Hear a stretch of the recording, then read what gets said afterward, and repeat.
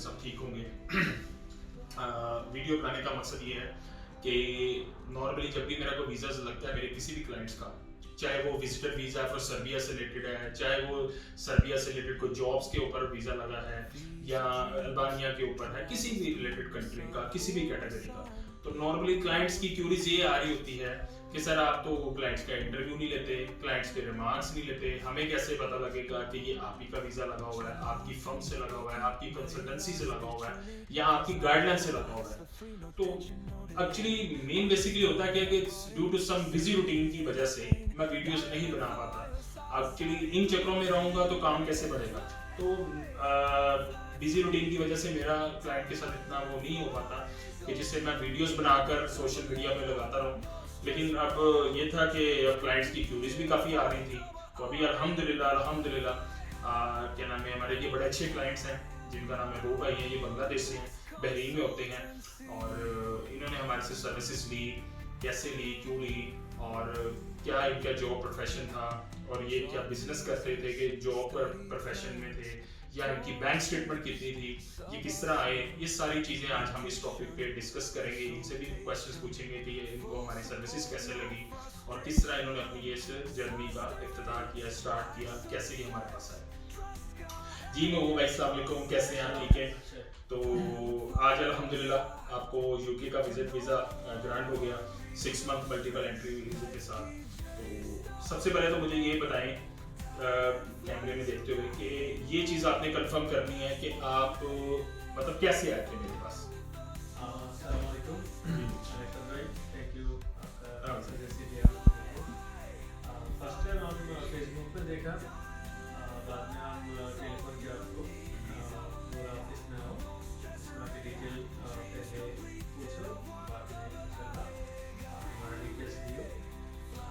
जब आपकी बात हुई थी मेरे स्टाफ मेंबर से, तो उन्होंने आपको कैसे गाइड किया? उन्होंने स्ट्रेट फॉरवर्ड आपको कॉल के ऊपर ये चीज़ें बता दी कि आप यूके का अप्लाई कर लें, कि मतलब क्या हुआ था? नहीं, पहले फर्स्ट बोला ठीक है तुम पहले ऑफिस में आओ, ऑफिस में आके तुम्हारा डिटेल्स दियो, बाद में हम लोग स्टडी करेगा इसके ऊपर, अच्छा से देखेगा, अच्छा से फाइल बनाएगा, अच्छा प्रोफाइल बनाएगा, ट्रेवल प्लान जी जी जितना चीज़ चाहिए वो हमसे पूछेगा। बाद में तो जब आप ऑफिस में आए, तो फिर जब आपकी मेरी से मुलाकात हुई, तो आपको याद होगा कि मैंने आपको कहा था कि आपकी बैंक स्टेटमेंट नहीं थी, क्योंकि आपको पता है इस चीज़ का आइडिया भी होगा कि यूके की जो है ना, हम जब वीज़ा अप्लाई करते हैं तो ऐसा फाइनेंशियल बेस वीज़ा, तो वो एक बैंक स्टेटमेंट को बहुत चीज़ें में करता है, तो आपकी बैंक स्टेटमेंट ठीक नहीं थी। तो जैसे कि मैंने आपको गाइडलाइन दी कि जी आप ऐसे ऐसे अपनी सैलरी को ट्रांसफ़र कराएं, इतना एक्सपेंस करें, ये तो करें, तो आपने उसके ऊपर अमल किया। तो ये चीज़ आपको आज वीज़ा मिलने के बाद ये एहसास हुआ या इनका आपको महसूस हुआ कि जी बिल्कुल जो मैंने आपको गाइडलाइन दी थी वो बिल्कुल ठीक है? बिल्कुल 100% राइट था, बिकॉज यूके पूरा चीज़ फॉलो करते हैं, अच्छा तरीके से फॉलो करते हैं।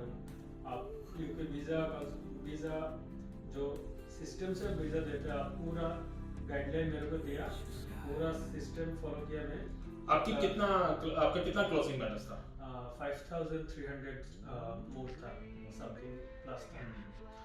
व्यूअर्स ऐसा है कि जी देखिए क्लोजिंग बैलेंस तो वैसे इतना नहीं मैटर करता, लेकिन अल्हम्दुलिल्लाह इन्होंने मेरी गाइडलाइंस पे वो अमल करते हुए अपना बैलेंस को भी बहुत अच्छा रखा। मेन बेसिकली जो यूके का विजिटर वीज़ा आपको पता है फाइनेंशियल बेस होता है, तो फाइनेंशियल बेस का मतलब ये है कि वो यूके ये चेक करता है कि अगर आप कोई जॉब पर्सन है तो उसका जो सेविंग अकाउंट है वो जस्ट रिलेटेड टू सैलरी के लिहाज से चलता हो, कि आपकी सैलरी एक बिजनेस अकाउंट से आ रही हो जहाँ पे आप जॉब कर रहे हैं, पहली ये चीज़। और अगर कोई पर्सन बिजनेसमैन है तो उसके 2 अकाउंट्स होने चाहिए, लाइक एक आपका बिजनेस अकाउंट होना चाहिए और एक आपका सैलरी अकाउंट होना, अपना सेविंग अकाउंट होना चाहिए, ताकि बिजनेस अकाउंट का मकसद ये है कि आपके अंदर जो बिजनेस अकाउंट के अंदर जो पेमेंट्स होती है वो क्लाइंट्स की होती है, आपकी नहीं होती। But the end of the month आपकी वो सारी पेमेंट सेविंग करते हुए आपके सेविंग अकाउंट में आनी चाहिए। अब ये अपने जॉब करते थे किसी जमाल इंटीरियर डेकोरेशन में, और वहाँ से इनको 650 बीटी जो है ना बहरीनी दिनार सैलरी आती थी इनके अकाउंट्स में। तो मैंने इनको ये बेसिकली पहले कैश में लेते थे, मैंने कहा ये तो आप अपनी चीज़ को जस्टिफाई नहीं कर सकते कि आपका सोर्स ऑफ इनकम क्या है। तो आज से ये तकरीबन 3 to 4 मंथ बिफोर आए थे, फिर इन्होंने मेरे बातों पे अमल करते हुए अपनी सैलरी को अपने अकाउंट में डिपॉजिट करवाया, और उसके बाद मैंने इनको ये भी बताया कि आपने इस तरह एक्सपेंस करने हैं, अपनी क्रॉकरी करनी है, अपनी ग्रोसरी करनी है, पेट्रोल डलवाना है, कुछ भी बटा, तो इन्होंने ये वो चीज़ करते रहे। एक ये चीज़। सेकेंडली नॉर्मली क्वेश्चन ये होता है कि सर बांग्लादेशी को वीज़ा मिल जाएगा, पाकिस्तानी को वीज़ा मिल जाएगा, वो भी फ्रेश पासपोर्ट है, लेकिन इनका कोई भी वीज़ा नहीं लगा हुआ, ये सारा टोटली फ्रेश पासपोर्ट्स पे वीज़ा है इनका, ठीक है। तो मकसद ये नहीं है कि जी आपका फ्रेश पासपोर्ट है कि नहीं है, मकसद ये नहीं है कि आप बांग्लादेशी हो या पाकिस्तानी हो, व्हाटएवर कोई भी हो। इशू ये है कि आपने जब भी किसी कंट्री का विजिट वीजा अप्लाई करना, स्पेशली फॉर यूके की मैं बात करूंगा, यूके का जो वीजा है वो फाइनेंशियल बेस है। मैं बार बार इस बात को लफ्ज को क्यों यूज कर रहा हूँ, क्योंकि यूके आपकी जो बैंक स्टेटमेंट मांगता है या तो कंप्लीट 3 मंथ की मांगता है या कंप्लीट 6 मंथ की मांगता है, एक दिन कम ना ऊपर नहीं मांगता, क्योंकि आपका प्रॉपर उन्होंने एक्सपेंस कैलकुलेट करना होता है कि ये जो पर्सन है वो हमारे मुल्क में जो आ रहा है इसकी कितनी सेविंग हो रही है, कितना अर्निंग कर रहा है, तो इन्होंने उस बात पर अमल करते हुए देखा। तो महबूब भाई ये भी बताएं कि आपको कितने दिन में हमने आपकी फाइल को प्रिपेयर करके दे दिया था? ओनली 10 डे, पहले 10 डे में आप मेरे को फाइल पूरा प्रोसेस करके पूरा सबमिट करके पूरा रेडी करके दिया। एंड आपसे कोई चीज हिडन रखी गई, आपसे कोई डॉक्यूमेंटेशन या आपकी कोई फाइलिंग सबमिशन की हमने अपने ईमेल एड्रेस पे की थी कि आपके ईमेल एड्रेस पे की थी? मेरा ईमेल में किया, और इधर कोई हाइडन कोई इंफॉर्मेशन नहीं है, हाइडन कोई चार्ज नहीं है, everything is fair clear. And secondly ये मतलब अब कई दफा आपको पता है महबूब भाई, क्लाइंट्स ये सोचता है कि ये लगता है कोई ये आपको कोई वो लेटर दे दिया है और वो पढ़ा के बता दिया, आपके दिमाग में बोल दिया कि आपने ये वीडियो में बोलना है। ये बात रियलिटी है कि आपका ही वीजा लगा हुआ है और जो सर्विसेज दी हैं वो हमने ही दी हैं। हाँ इंशाल्लाह। नहीं ऐसा कुछ नहीं है। आप मेरे को जो ऑलरेडी प्रूफ है मेरा इधर वीजा है, तो इधर तो कोई दूसरा बात ही नहीं आता है। अच्छा।